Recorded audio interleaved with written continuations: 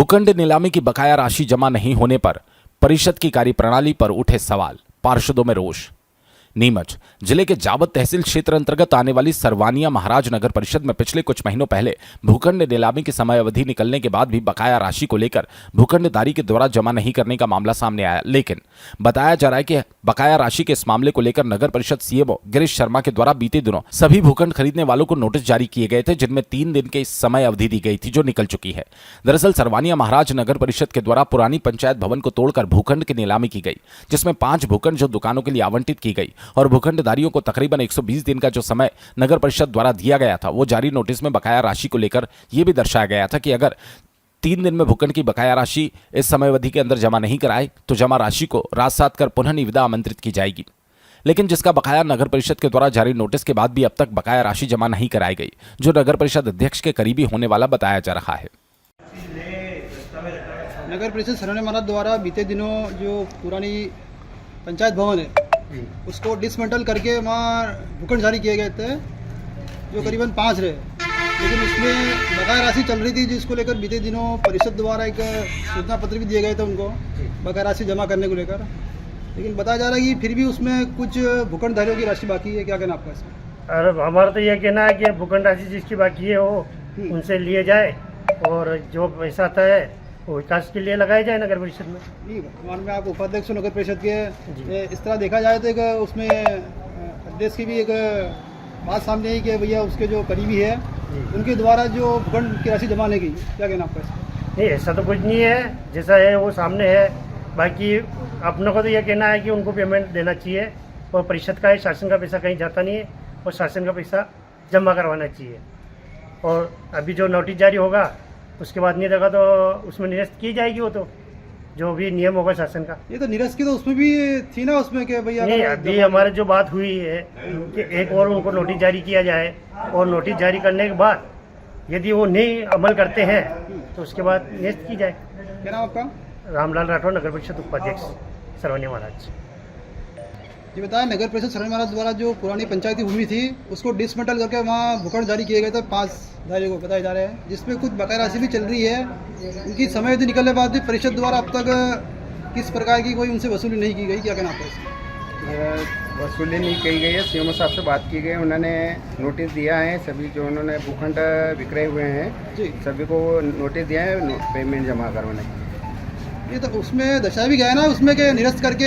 हाँ, वो भी है, नियम है, कार्रवाई करेंगे। शायद सीएमओ साहब से बात होगी, अगर जमा नहीं करवाते हैं शासन के नियमानुसार उन पर कार्रवाई की जाएगी। बताया जा रहा है कि एक नगर परिषद अध्यक्ष के करीबी होने से वो राशि जमा नहीं हुई है, ये बात भी सामने ही है। क्या कहना ये आपका तो इसमें? जानकारी नहीं है, पर करीबी है कि नहीं है हमें पता नहीं है, पर जो बोली लगी थी ऑनलाइन बोली थी उसमें उस हिसाब से जो भी पैसे भूखंड विक्रय हुए हैं, अब समय अवधि अब सीएमओ साहब के क्या है, कितने टाइम का समय दिया है, क्या है तो आपको इसमें जानकारी नहीं है? आप पार्षद हो ना सरवानिया महाराज के? हाँ, पार्षद हैं, हमने जानकारी ली थी, उन्होंने समय सीमा बताई थी। उसके बाद एक बार उन्होंने नोटिस दिया और कुछ पार्षदों को कुछ भूखंड वालों ने पैसे जमा करवाए हैं और कोई भूखंड है गांव के लोकल ही है, तो उन्होंने बोला हम 2-3 दिन कितनी राशि बकाया है वो भूखंडधारियों की? 20 लाख। 20 लाख है तो परिषद तो नुकसान भी तो हो रहा है इससे, समय पर जमा नहीं हो रहा है। फिर भी नुकसान तो है ही, परिषद को वो आप व्यवस्था करें, शायद कुछ बरसात पहुँचेंगे जैसे हो रहा है। क्या नाम आपका? विक्रम धनगर पार्षद। सरवानिया महाराज नगर परिषद द्वारा एक पुरानी पंचायत भवन थी जिसको तोड़कर वहाँ पर भूखंड जारी किए गए। उसमें परिषद द्वारा भी आवंटित किए गए थे 5 करीबन, जिसमें कुछ भूखंडधारियों की बकाया राशि अभी तक चल रही है, जबकि समय अवधि निकल गई। क्या कहना आपका इस पर?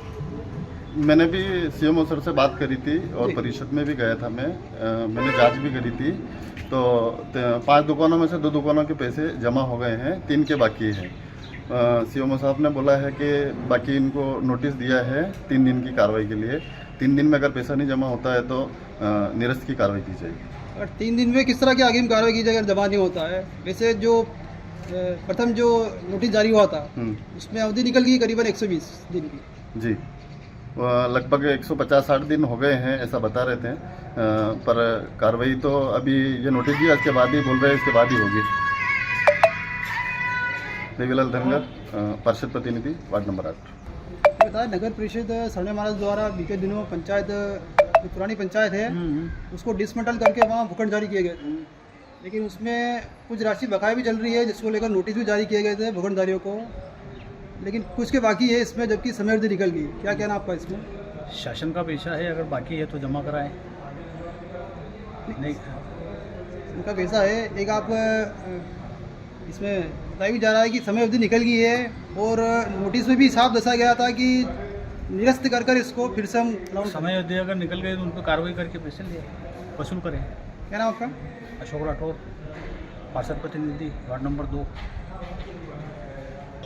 ये बताया सर, सरवनिया महाराज नगर परिषद द्वारा बीते दिनों जो पंचायत भवन की भूमि थी उसको डिसमेंटल करके एक भूखंड जारी किए गए थे, लेकिन कुछ भूखंड जो धारी है उनका बकाया चल रहा था, और जबकि समय अवधि निकल गई। क्या कहना आपका इस पर? उनको नोटिस दिया गया है और नोटिस के आधार पर उन्होंने वापस पेमेंट जमा नहीं कराया। कुछ एक दो दुकानें वालों ने जमा करवा दिया था, और जो यहाँ परिषद के हिसाब से जो नियम के हिसाब से निरस्त करना थी वो भी लगभग इनकी लापरवाही से निरस्त नहीं की गई, और एक बार वो नोटिस दिया गया है जिसमें लास्ट बताया जा रहा है उसको, इसमें निरस्त होना चाहिए।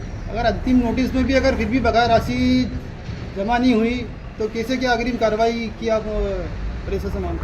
लास्ट वही है निरस्त करने का, तो निरस्त होगी उसमें। कितनी राशि कुछ मालूम है आपको? कितनी राशि है इसमें? हाँ, लगभग एक में 5 लाख है, एक में 6 लाख, एक में 7 लाख, 2-3 में ये टोटल 19 लाख के लगभग। पता ये भी जा रहा है कि जो नगर परिषद के अध्यक्ष है उनके करीबी है, इसलिए वो राशि जमा नहीं हुई है। हाँ, वो करीबी हो या कुछ भी हो, वो जनता के हितेश का काम है ये, तो चाहे कोई भी हो, पैसा तो यहाँ जमा करवाना पड़ेगा, इसी से विकास कार्य होगा। क्या नाम आपका? अनिल राठौर, पार्षद प्रतिनिधि, वार्ड नंबर 6।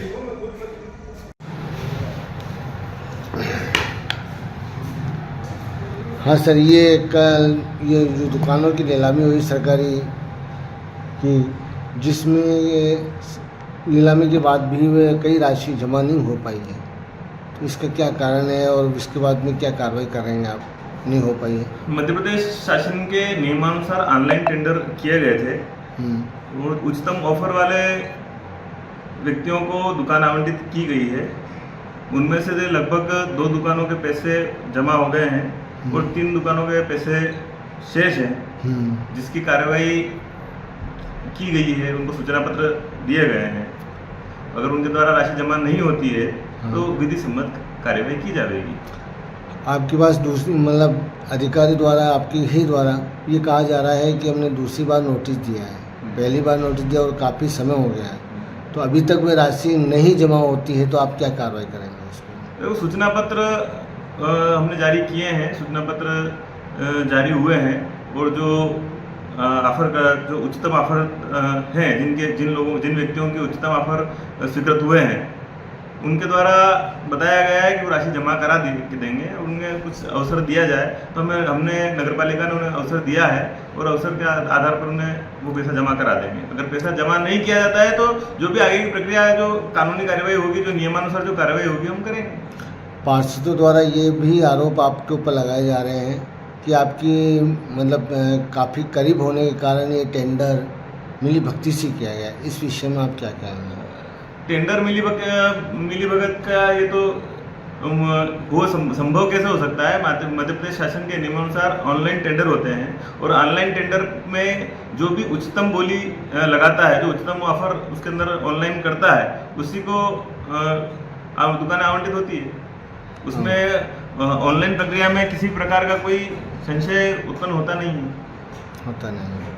अच्छा, और कुछ आप इस विषय में आप बताएं खुली बात, जो कि वे आपकी मिली व्यक्ति बताई, काफ़ी करीब है लोग, तो इसी वजह से उच्चतम सरवनिया महाराज में या सरवनिया महाराज क्षेत्र में जो भी दुकानों की नीलामी हुई है, उसमें मध्य प्रदेश शासन के नियमानुसार टेंडर हुए हैं, और नियमानुसार उच्चतम ऑफर जिन्होंने डाले हैं, उच्चतम रेट जिन्होंने डाली है, उनको दुकानें आवंटित की गई है।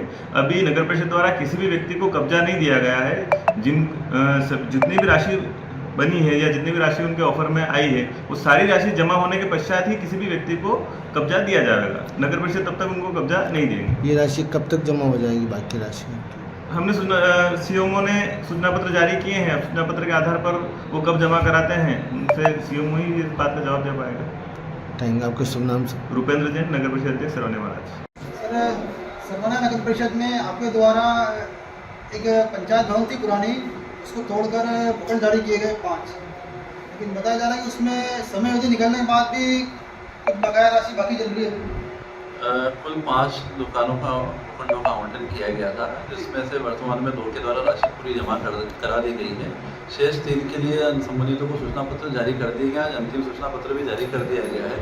अगर संबंधितों द्वारा आगामी 4 दिवस में राशि जमा नहीं की जाती है तो उक्त प्रकरण परिषद के समक्ष प्रस्तुत किया जाएगा। परिषद द्वारा जो भी निर्णय लिया जाएगा उसको सर्वमान्य रूप से पालन किया जाएगा। लेकिन सर, नोटिस में 3 दिन की अवधि थी और उसमें भूखंड निरस्त का भी लिखा दर्शाया गया था। चूँकि अचल संपत्ति अधिनियम 2021 में स्पष्ट विहित प्राधिकारी के रूप में परिषद है, परिषद को सारे निर्णय लेने के अधिकार हैं।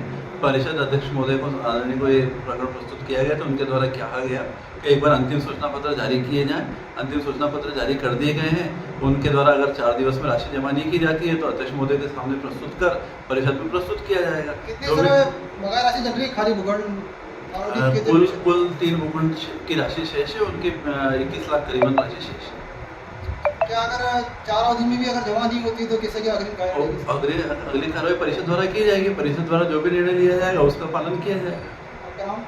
गिरीश शर्मा।